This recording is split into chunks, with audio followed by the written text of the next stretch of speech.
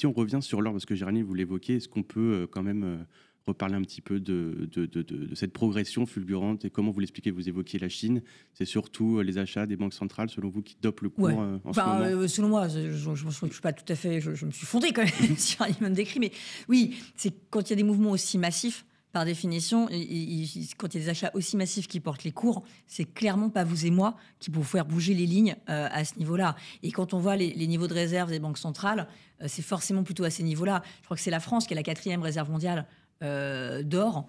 Donc c'est plutôt à ce niveau, c'est-à-dire c'est plutôt en milliers de milliards de dollars qu'autre chose que ça peut jouer. Alors après, moi je m'interroge, mais peut-être que je m'interroge mal du reste, mais je me dis que la faiblesse du dollar actuel donne aussi peut-être à des investisseurs dans une autre devise un pouvoir d'achat plus important.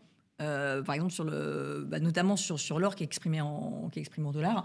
Quand tu es investisseur en euros, tu peux acheter un peu plus d'or avec un euro que tu ne pouvais en acheter il y a 6 mois. Donc, il y a peut-être un effet devise aussi qui peut peut-être jouer.